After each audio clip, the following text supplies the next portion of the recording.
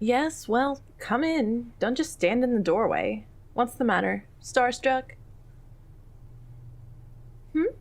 Oh, well, yes, I thought it was appropriate to wear the costume. It is my work uniform. This isn't exactly the kind of work environment that screams business casual. Well, before we talk any further, come in and sit down. You're going to drive me crazy standing there with your mouth open. And if you could try to keep up a professional demeanor, it would make this interview go so much more smoothly for you. That wide-eyed stare isn't giving me the best impression. Better. Now, what were you saying? Oh, well, yes, of course I'm the real Mad Mystic. Wasn't I who you were expecting? Did they not tell you which supervillain you were applying to work for? Really? You're joking. You didn't. I knew that agency was a joke, but how could any employment agency fail to mention something as important as the job they're lining you up for? Especially if the job is a minion to a supervillain. Unbelievable. Well, this certainly makes this all interesting. Well, what do you think? Would you like to continue the interview? This might hurt your chances a little bit, seeing as you weren't really planning on breaking into the industry, but it doesn't disqualify you at all. Well then, let's see where this goes, shall we? Who knows, you might be able to bring a unique perspective to my lair. Let's see. Some of these questions are probably unnecessary. I'm sure you haven't had any previous experience in villainy, correct? Given how intimidated you look right now, I doubt you've ever been within 100 feet of somebody like me. Here's a good one. What does villainy mean to you? What do you picture a villain as?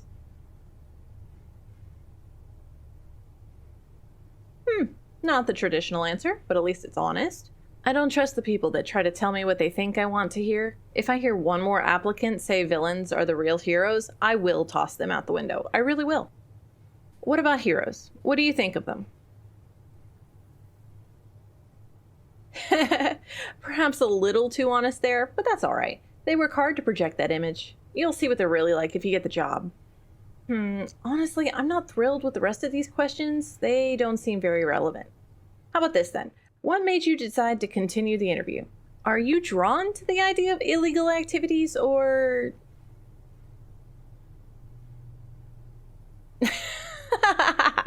Scared of what I'll do? That's reasonable, I suppose. I've done everything I can to create a fearsome reputation.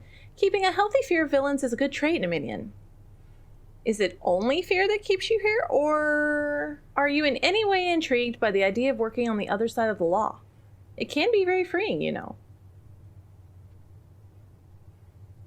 Actually, you're more qualified than you probably think. There is reason I set up this interview.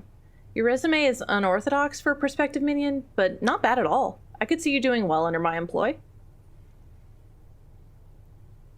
Oh, absolutely. It seems you've been jumping between very different kinds of jobs. For many employers, that's a red flag, but it's promising in this context. Being a minion demands a broad skill set and the ability to adapt quickly, and turnover for minions is usually very high, so short tenures at jobs isn't anything unusual in this industry, though I personally try to keep employer retention higher. And these past positions are perfect. As an administrative assistant, you would have learned to manage your employer's affairs and anticipate their needs. Your stint as a warehouse worker shows you're capable of physical labor, and having been in customer service means you're used to dealing with hostile enemies. Not everyone can handle the mental stress of being hounded by police and superheroes.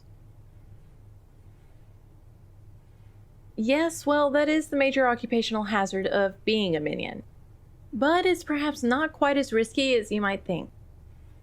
Minions are actually treated quite leniently by the law, at least in this part of the world. You see, minions are helpful to villains, but they also bring us a bit of risk. A bumbling minion can accidentally reveal the location of a secret hideout or mess up an otherwise perfect master plan. So the legal system tries to drive unsuccessful criminals to minion work by offering light sentences and rehabilitation programs when they're caught. Oh, of course there's always the heroes to worry about, but the heroes in this city are usually more of the knockout gas and lasso throwing types, not the beat you unconscious types. Not too much to be afraid of there. I'm a bit more picky about who I hire, of course. Big name villains like me can't afford major screw-ups. I hire quality minions, and in return, I provide much better benefit. Well, for starters, there's the pay. Given your background, I can start you off in the high 5 figures. Quite a bit more than what you'd get working for most villains, and with plenty of opportunities for raises.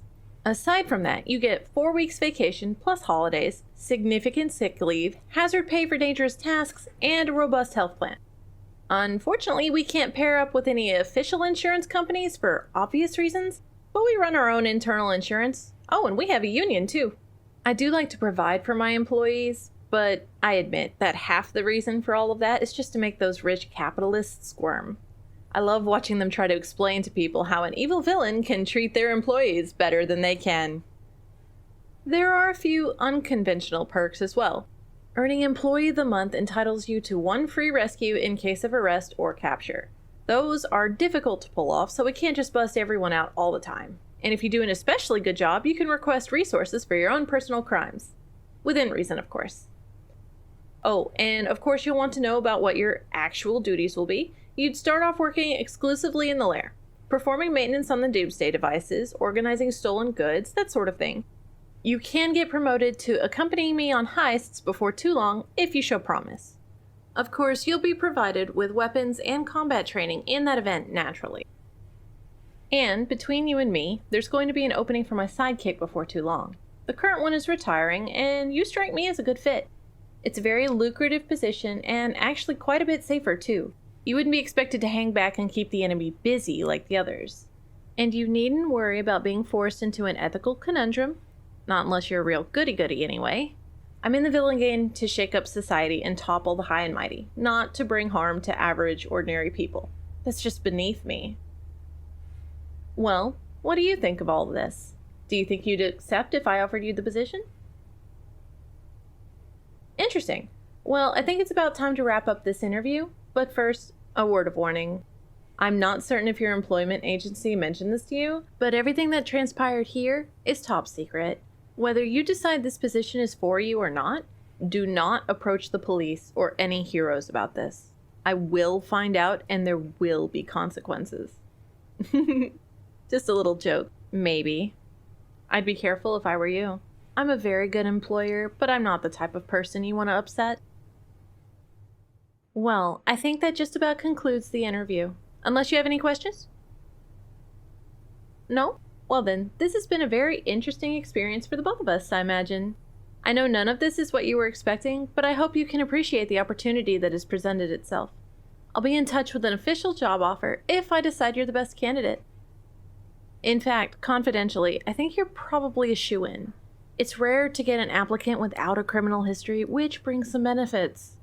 Even if we do find someone else more traditionally suited, I may end up just hiring you both. We'll have to see. Goodbye for now. Take care. Stay safe.